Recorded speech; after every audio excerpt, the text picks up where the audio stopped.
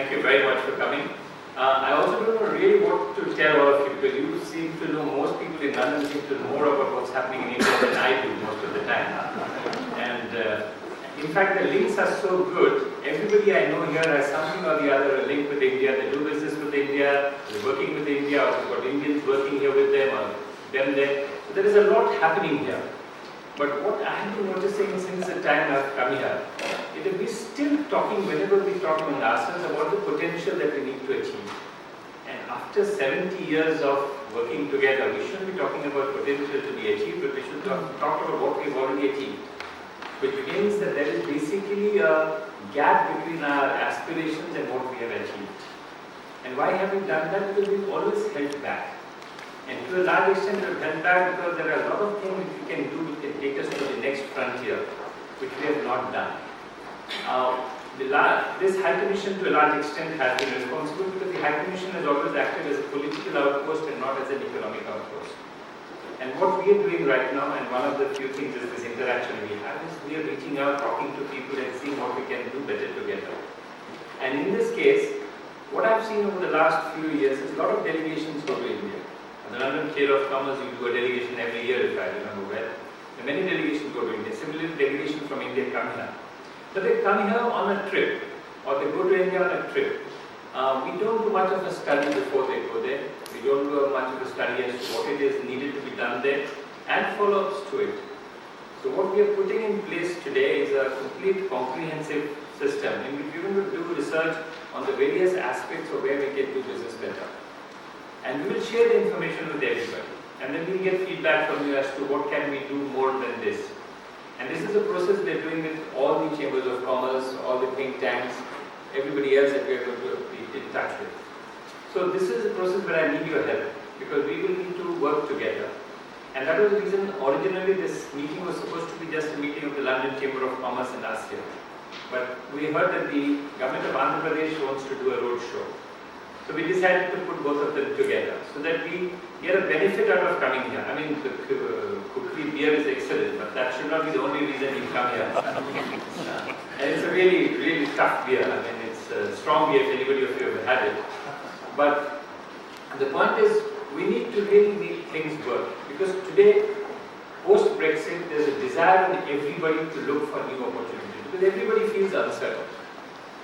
You feel we don't know what's going to happen next. Across the Atlantic, things seem to be looking good. With the kind of cabinet being appointed across the Atlantic, everybody seems to be pro-business. Business people should be extremely happy about the year. Similarly, business people here, whosoever I meet, they're worried about Brexit, worried about what will happen post-Brexit. And the first question I'm always asked is, what happens to India-UK relations post-Brexit? And I usually tell them, Brexit or no Brexit, we would have to have the same relationship, and it was on an upwardly trajectory path. So, Brexit doesn't bring any difference except that it brings uncertainty into the equation. What is uncertainty? Because we still don't know what it is, how it is going to affect us. But what has it already affected? The first thing it has affected is just taking down the pound by 20%. 18 to 20%, the pound has fallen.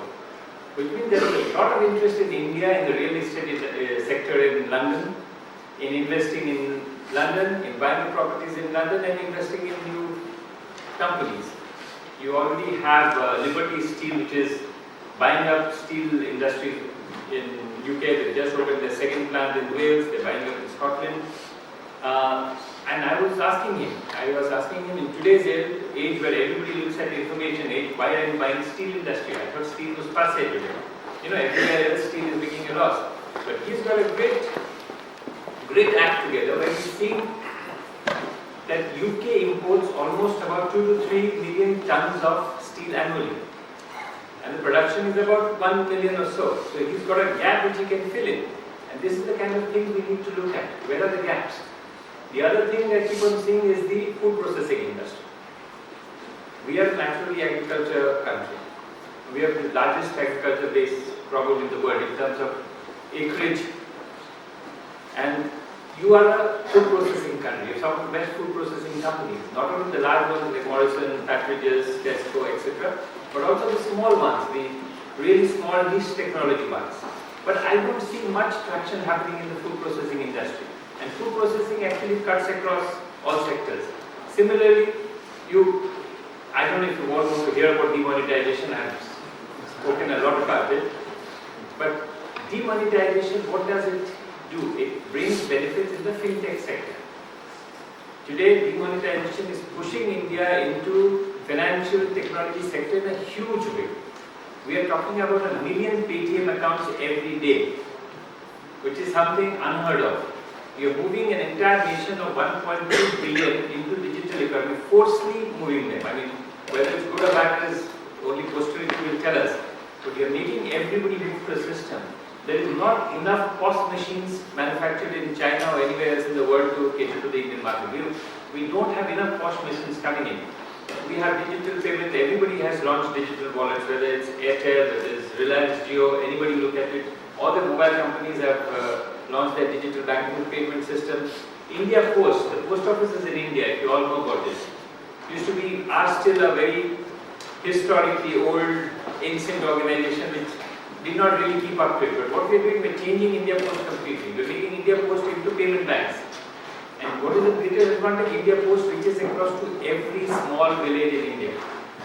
So you suddenly have an organization which reaches across to every small. Is there a problem? That's it. It's okay. I'm sorry. I can see some people are getting disturbed by that. So but India Post, what it does is, it is reaching across to the smallest of villages. And then you have what we call today the JAM, which is, it's called the India Stack. We call it the India Stack. Is JAM. JAM is a 3-letter word for J-A-M. J is Jan Dhan. Jan Dhan is that what Prime Minister did was to force people to open bank accounts. You had about 120 million bank accounts which are open and much more open. So you have a situation where there is a large amount of bank accounts being opened. You have A, which is for Aadhaar. Aadhaar is the unique identification for identity of Indians today. We've just crossed the 980 million mark. So you have 980 million people who have a unique identification. It's a database of mammoth proportions. I mean, any marketing company would be salivating at the thought of a database of that number. But you have bank accounts, you have the unique identification, and you have mobile telephony. We've crossed the 1 billion mark in mobile telephones. So the 1 billion mark. So you're talking about the trinity of a bank account, a unique identification, and a mobile telephone. What does it give you? It gives you a platform to produce apps for the Indian market. And look at Uber. Uber did not invent Uber. It just used the platform. What platform does it use? It used a platform of a GPS and a payment gateway. That's all. You have a GPS system, you have a payment gateway. You put it together, you make an app, and you create one of the largest. Nothing. They didn't invent anything. Just an app which puts two platforms together. Same way, the JAM, what we call the India Stack, gives you a platform to devise huge financial fintech apps. From simple things like vegetable delivery at home to huge things like business applications for home construction, for factories, for businesses, for everything. So you have a great opportunity in fintech there. And why am I talking consistently about fintech is because the city of London is the most important center for fintech in the world today.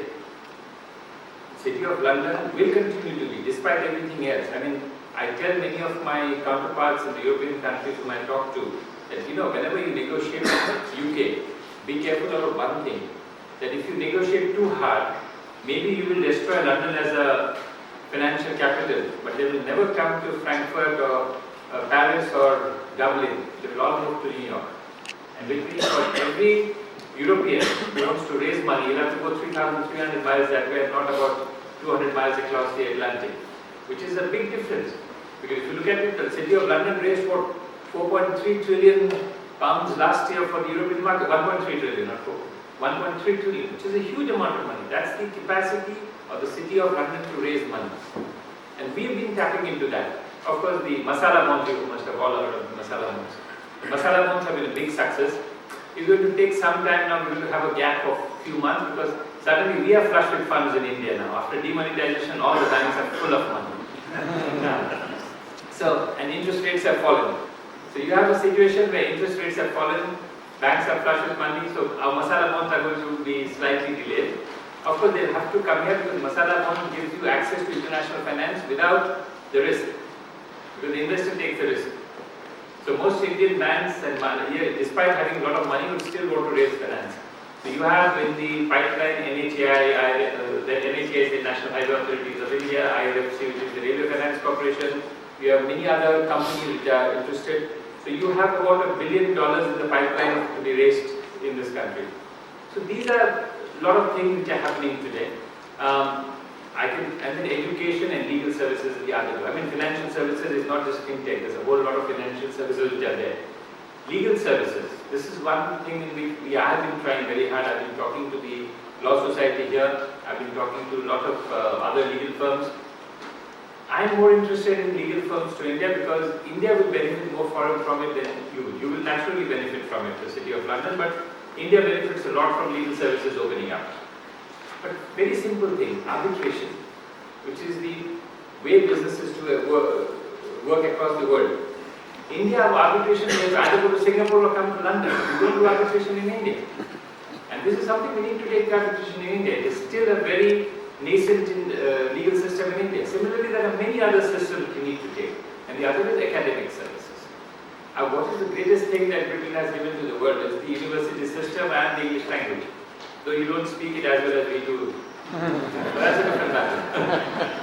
I mean, let me tell you, when I go to Wales and Scotland, I never believe I'm in an English-speaking country. But that, I think most of you understand that. But the main thing, City of London is a different matter. You speak English. But it is the academic services which are going to be the future. Now, academic services, India has a crying need for it. Right now, we have a situation where vested interests in India are not allowing the foreign universities to come in because they feel they'll be threat to us. But it's mostly in certain niche areas, which is engineering and medical colleges. What I'm trying to look at is for academic services to go into liberal arts, into science. Because London School of Economics is not an engineering college, nor is a medical college. And the London School of Economics can easily come in there. King's College, Oxford, Cambridge, everybody you can have. But we are working on the other side on the healthcare model. And we just signed up for 11, how many is it? 11 universities here, leading university colleges to set up hospitals in India. So you have King's, Oxford, Cambridge, Sheffield, all the medical colleges will set up hospitals in India for NHS. So which means that these hospitals will have 60% of its patients being sent by NHS from UK, 40% from India. Once they are operational and running, then these universities will set up medical colleges along with that. One of the few things we are working with the government of Andhra Pradesh, you will hear from the government of Andhra Pradesh. They have been very forward looking on smart cities.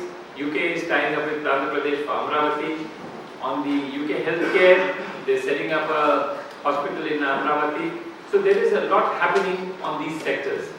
So these are I just wanted to give you a broad overview. I don't want to bore you. That later on there is questions you want to ask, I can take questions. Or you can ask Mr. Ramesh, who is going to give you a presentation on Andhra Pradesh on business. But what I want to leave you with is, there is a lot of opportunity. And I want to work with all of you. Either collectively or individually. Collectively as London Chamber of Commerce, if you can work with us to do research, studies on different issues that we can do together, that will be wonderful. Or individually, if you have an idea, you have a desire to go to India, you want certain help, we're trying to set up a situation where we can bring people together. UK IBC is already doing that for the high-end businesses, but for the low-end businesses, for the small SMEs, people who really want just hand-holding, who want to go to India not to invest a large amount, but to just find somebody who can help set up a small office, procure certain things for them, be the agent, these kind of things. We're trying to set up something to assist people. So this is what I wanted to tell you, but if there is anything you want, our doors are always open. We have an economic section which I think you will get the details. CII, FICCI, all of these are very active here. You can reach us through anybody and you can reach us through your own Chamber of Commerce. So if there is anything we can do, I'll be glad to do. Thank you very much.